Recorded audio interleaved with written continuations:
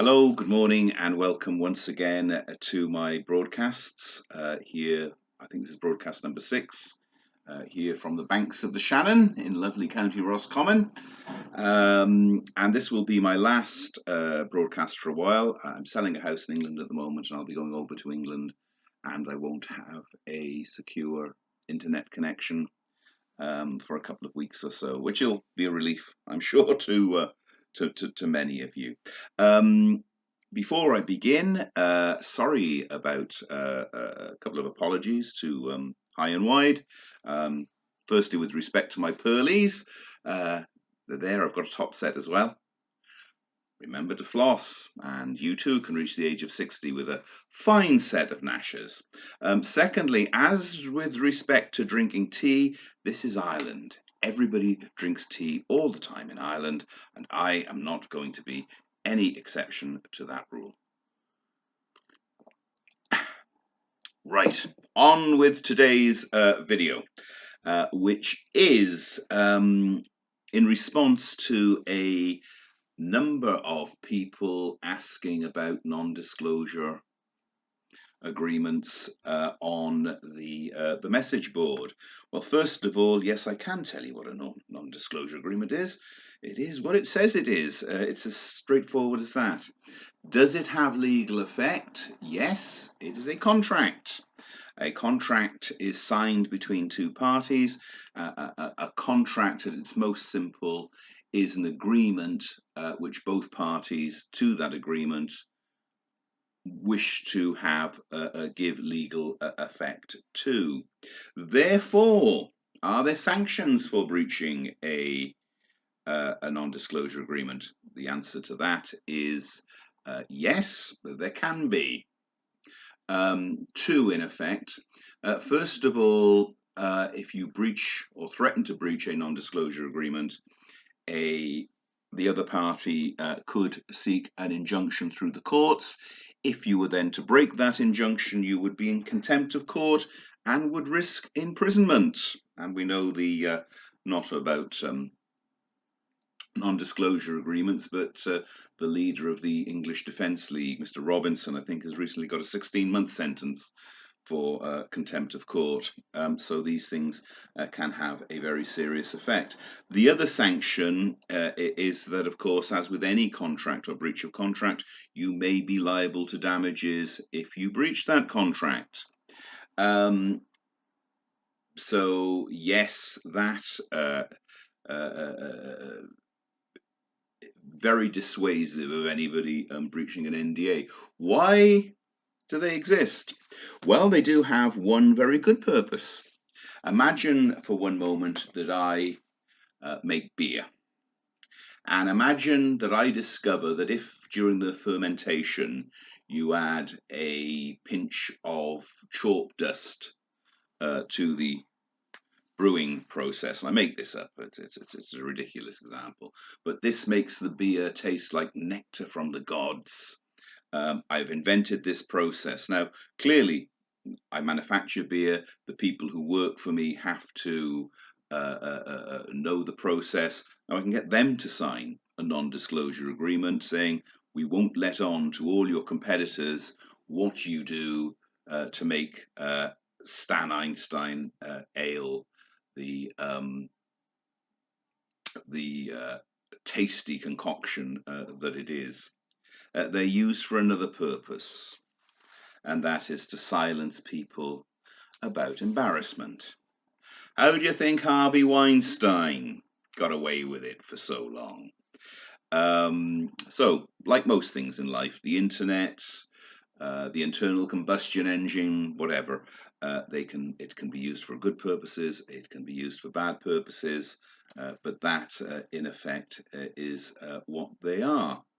Can they be overcome? Yes. Like any contractual agreement, a court could nullify them on any number of grounds, and drafting of non-disclosure agreements is very important. One of the things that is often causes a non-disclosure agreement to fail is that the terms of the non-disclosure agreement are too wide. Simply put, if the non-disclosure agreement says that, well, to say that you cannot tell your competitors or the public at large that you put a pinch of salt and some chalk dust in the brewing process, that is clearly not too wide. If you put in everything else that you're not allowed to indicate that you use water and hops and barley to make your beer, that type of thing, clearly that would be too wide and would nullify it. They're normally, although not always, put into place for 3 years, 5 years, 10 years or so, and very often are used for companies where a person has picked up a particular skill.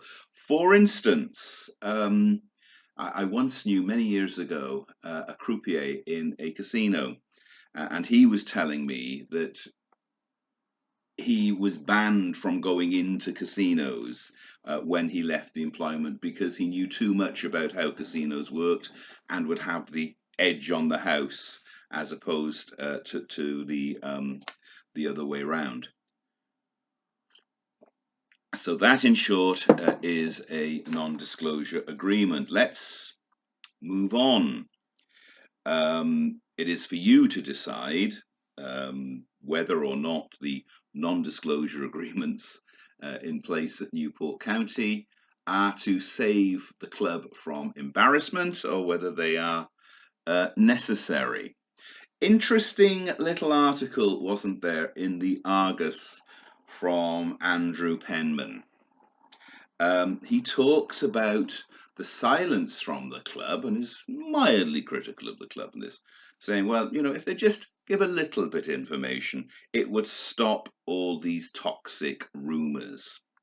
Well, let's deal with these toxic rumours, shall we? Starting, and he mentions, he brings into it the Plymouth Ammond case. If you actually look at what was said, the opening post with respect to that said, look, there are rumours amongst the Plymouth fans that there has been a sign that we're interested in signing Podge, and that was as far as it went. There was then, I think somebody was saying, well, I have heard this too, and a fee of £300,000 is mentioned. But that was all that was said. These rumours happen about every player at every club. Well, most players, any good player at any club, there is always speculation that they will be moving on. It's hardly a toxic rumour. I expect it is no more than a rumour, but actually, if you look at the initial post, it was never claimed to be anything more than a rumour. Hardly toxic. Perhaps it's a toxic rumour that we have difficulties with the Welsh Rugby Football Union. Except it's true. I know it's true. You know it's true. Everybody knows it's true. Perhaps it's a toxic rumour that Interbet don't have an internet gambling site, who are our main sponsors, don't actually have a website up and running where you can actually place bets, and that we were all told, well, it would certainly be up before the 27th of July because that was when they were sponsoring a race meeting at Chepstow. That's not a rumour, that's a fact. No, Mr. Penman is perfectly entitled to his view, and he works for the Argus, he's perfectly entitled to express his views in the Argus. His views, in my view, are nonsense and nonsensical. It isn't about rumours, toxic or otherwise.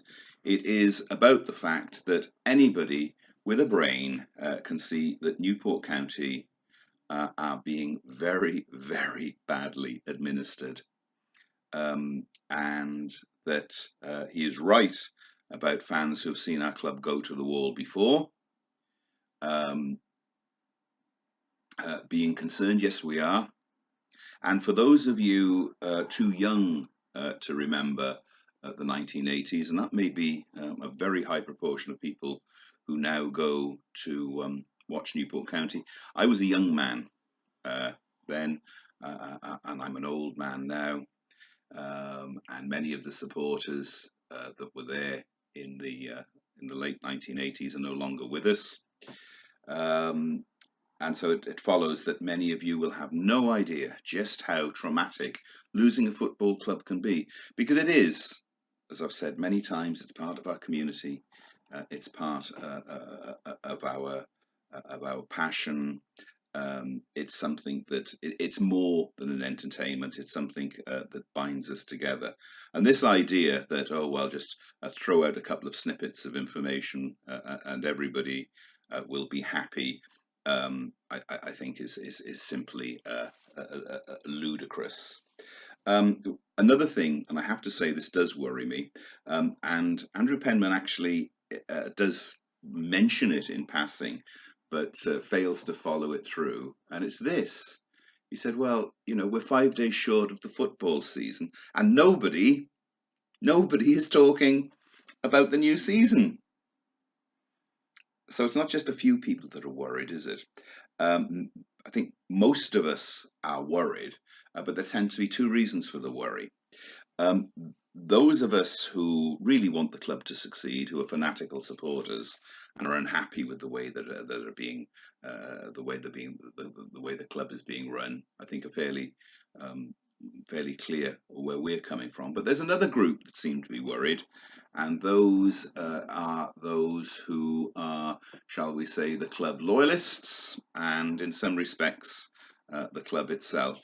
I have noticed that there are far more posts that on the Newport County message board that mention me than actually mention the football. And a number of those posts are broadly critical of me. I have no problem at all. People can be as critical of me as they wish, and you can all say about me anything that you like. But that's worrying, isn't it? Because it seems that the club and some people involved with the club and new posters who suddenly arrive, that those running the club seem more interested in attacking me than actually running the club in such a way that Newport County can be successful.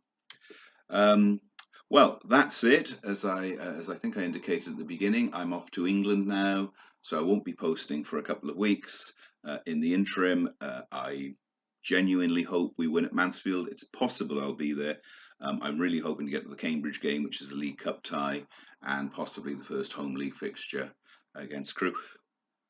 By the time I next post, we will have some football to talk about. I hope that what is happening off the field at least doesn't distract from matters on the field. We shall see. In any event, all the very best. Have a very good week and continue having a very good week. And bye for now.